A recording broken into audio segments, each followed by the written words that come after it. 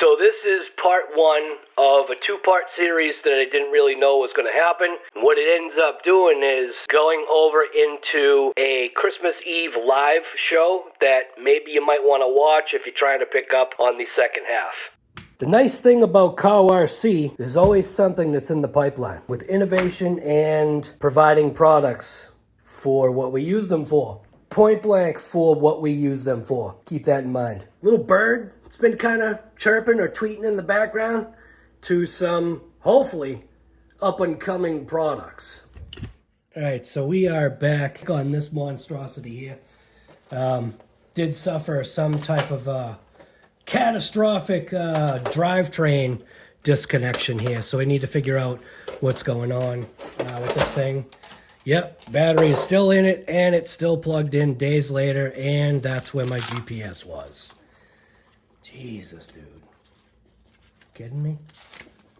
So like I said, go to the RC Guy Garage merch shop.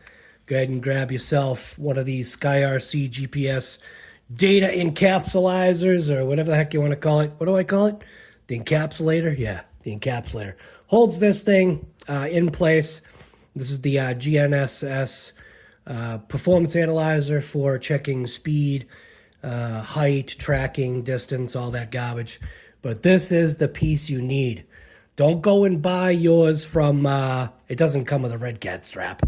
It can come naked, or it can come with a couple of different strap options. You can't buy this specific one. This was just a filament change that I did between two colors that I was primarily printing, and now I also have black. I was very resistant, but a lot of people were asking for black, and I also designed a black HD version of this. A very simple unit, but it does the job, and it's way better than Garage Life RC's unit. His is a piece of garbage. Just kidding, his 3D stuff is actually good, but I ain't gonna promote his shit on my channel when I got my own. So this was running the Turnigy Rapid 6.0 battery from Hobby King. We only got, I don't know, a couple of squeezes out of this thing, and then the truck decided to take a dump. You can clearly see we've got basically beyond 50% charge with this pack that's right here. So we're gonna run this thing, see how good it is, if it's any good at all, and then kind of report back. I got to go through a bunch of cycles. That's part of the issue, is not having enough time on something like this. I'll show you, like, sound-wise what's going on. I'll plug this back in. Noticing it looks like my motor wires are kind of coming a little funky here, but plug this back in. I'll grab the remote. Now, by the way this sounds, I am hoping it's one thing and not the other. So we'll switch this on. 1, 2, 3, 4, 5, 6. Give it a little trigger squeeze. And you got nothing. So that's a bad scenario there.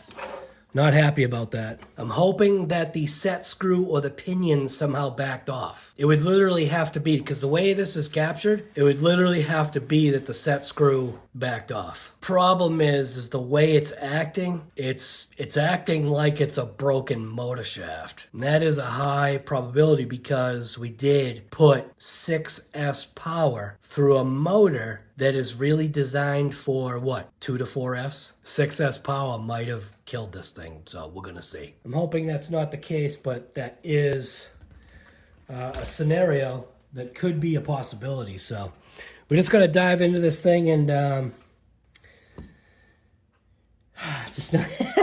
just not looking forward to the amount of SHI that you gotta take apart, dude, to get to this thing.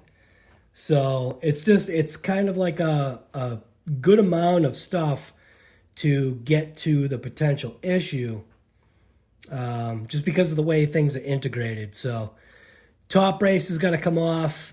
I got to take off this thing, which is the center support bracket. That's going to be taken off through the 2 screws down here. Then you get this front here, and then you get the back one. And then antenna tube will just kind of slide off and do whatever. So Yeah. This is a whole bunch of SHI you gotta take off to just get to that. That's the part that's garbage, man. Right, so go ahead and take off these couple screws here.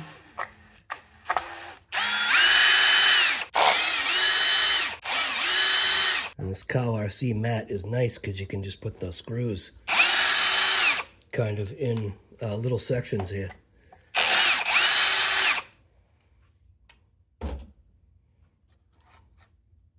So that's that little brace there. This is the one that goes for the back. And you can see this. We're just going to slide this off of the zip tie that I got here. Put this down here. This can go on the cowl mat. So these are the straps that I switched over to. These are the ones that I sell in my merch shop. These are not the ones that come with this RC. There's a bunch of sand in there, so I've got to bring this outside and kind of give it a couple whacks. I'll be back.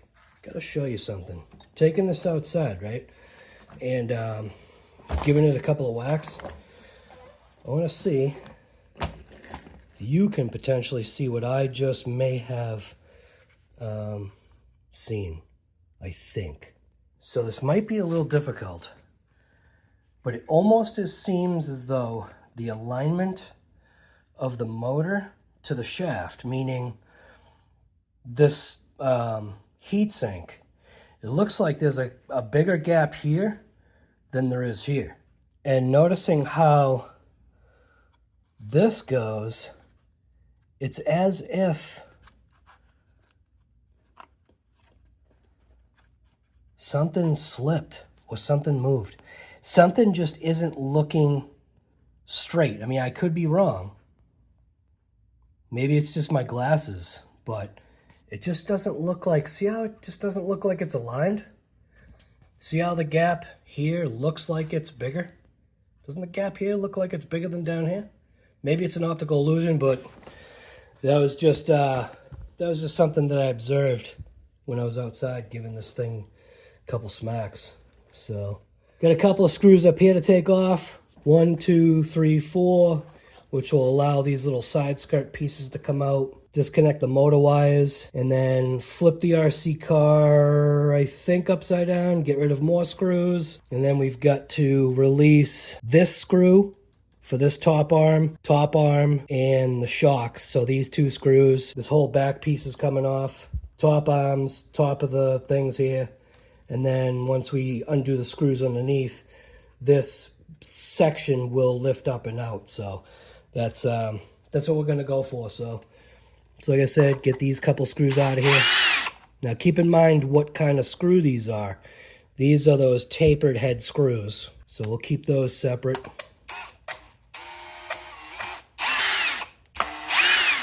These are not the tapered, these are button head. Okay.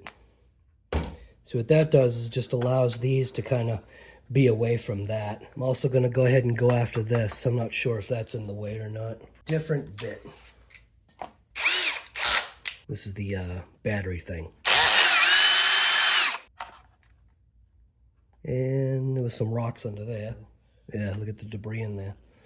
So I'm going to go ahead and dump that debris out too. I am really hoping it's not the motor shaft, dude. So we got to get rid of these two screws right here, which are in the back. These ones attach through to the shocks.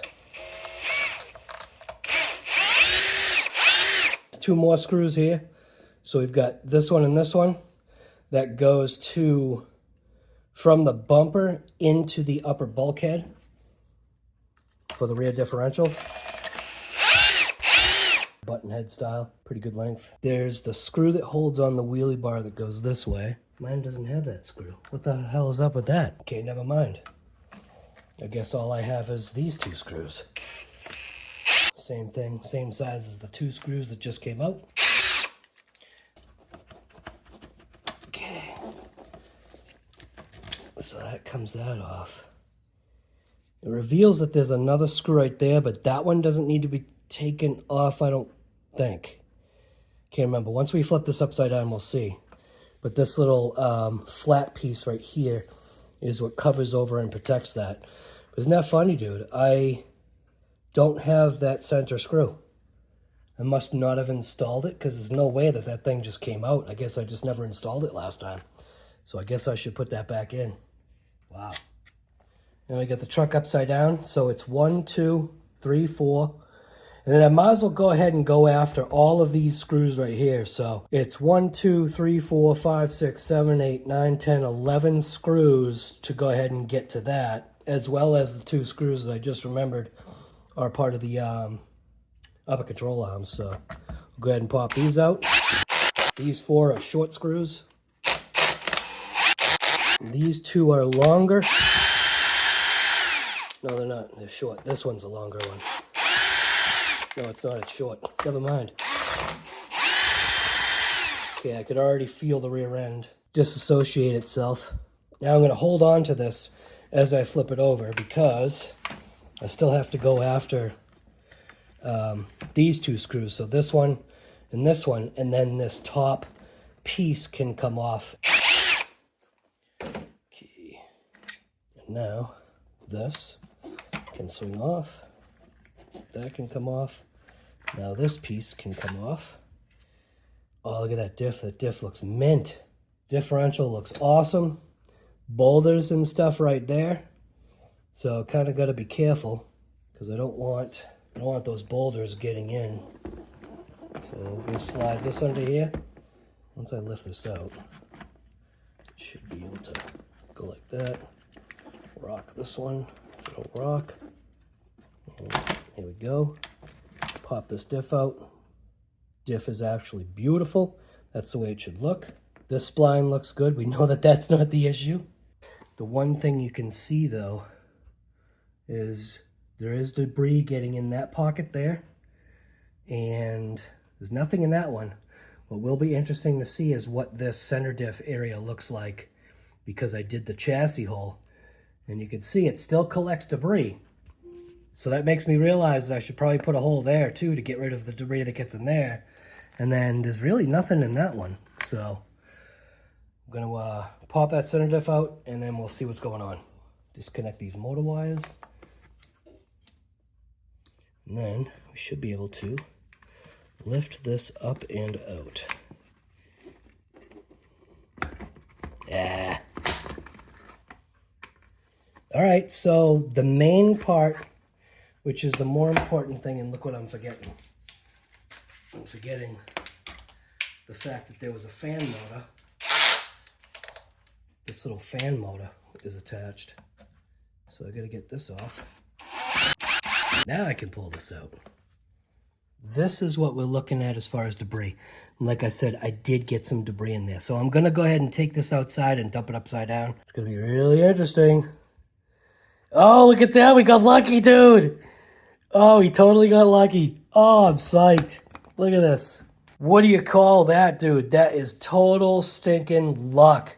The pinion slipped. Nice, dude. Now I'm happy. All right. All right, so let's go bang out this dirt, dude. And we're going to put this thing back together. Come on. Come with me. I feel like that kind of shows something, man, about this Redcat. The fact that that happened the way it did, that's a pretty good thing, man. I do have to take the diff fluid out of there because some rocks did kind of get on there, and we're going to throw some new fluid in there anyway. So might as well clean out the old and bring in the new. Very happy that that's all it was. Wow. Psyched. Maintenance pig, maintenance, hole, whatever you want to call it. Yeah and no, man. This thing has been through a lot. I will say with the flexibility of the chassis, rocks do kind of really edge their way in between plastic piece here. Rocks and debris kind of do get stuck in between this brace, the chassis spine, in a sense. So you got to keep that in mind. And it was also, it's still there. There's a big chunk of wood that is stuck right in this pocket. Right here. So right in there, there's a big chunk of wood. Overall, pretty happy. Now we're on to the center diff. I mean, the only reason why is because I want to see what's potentially going on here. Why did that shift the way it did, and did we do any damage to the idler gear? So there's an idler gear or an intermediate gear that's in this, I guess, transmission that you want to call it. And looking at this, my eyes are telling me that this is kicked this way from this plane. So like you've got a center line or a plane that's right here, right? And from my eyes, it does appear as though this is kicked that way. There's a slight opening right there, and it definitely seems like it's pinched off right there. This is one long screw that holds this into place.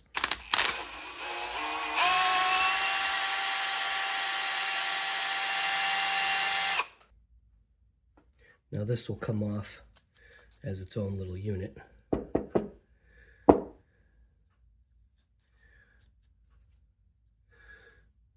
Can definitely see we got some metal sharding going on here. And if I saw this metal in an oil pan, I wouldn't be happy. Just gonna slide this pin out. That's gonna allow this idler gear to come. Look at all that metal in there. So I'm gonna check these bearings. Make sure these bearings are still doing good. That one's mint. That one's mint. So these two bearings are doing well. So I will have to mess around with the mesh, but it's not bad because you get to set the mesh in this unit as it sits, because you're setting the mesh to an idler gear, which is actually kind of cool. It definitely gives you that 3 straight cut gearbox line. I'm going to clean off this stuff and make sure that things are okay.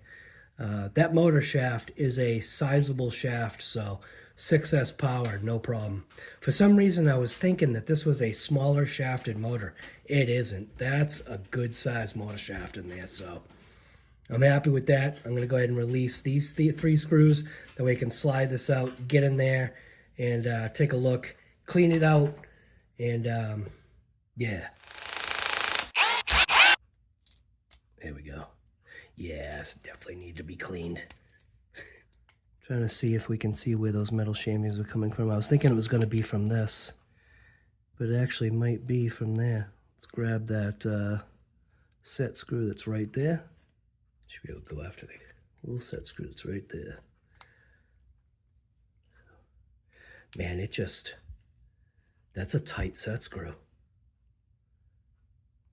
This ain't going to slip, and it's got very good engagement, but I want to put some fire on there.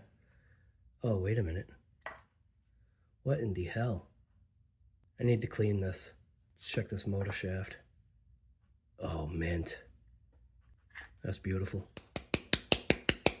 Happy with that. Looks like what it did was technically the pinion gear, which I believe this is a Hobao gear. Yeah, this is a Hobao 14-tooth gear. It clearanced. It milled like a CNC. It milled this motor mount. That's all the metal shavings. So no problems with bearings. Thought about cracking this open. There is a little bit of play on this side. A little bit of play on that side. Zero play on that side. So I don't know if you can see. That's a bearing that I should probably service right now while the thing is out. This is where I drilled the hole in the chassis, like the Arrmas, to get rid of the debris that was kind of getting stuck in this pocket. And it seemed to work, dude. There wasn't anything in there. There was nothing in this pocket where before there was. So that little hole in the chassis is allowing any of the debris that potentially gets in there to kind of have a way out. So happy with that. So this is where part 1 ends and picks up with part 2. during this live that you see right here. If this is something that you want to finish up with and maybe enjoy what sometimes the lives turn into, I think it went for like 3 hours or something like that, and a lot of the regulars show up, and I think that it was a good time. At least that's what I got from it. So anyways, this is RC Guy Garage. I appreciate you watching, and hopefully 2025 is just going to bring more content to the channel. We'll see, guy. We'll see. RC Guy Garage out.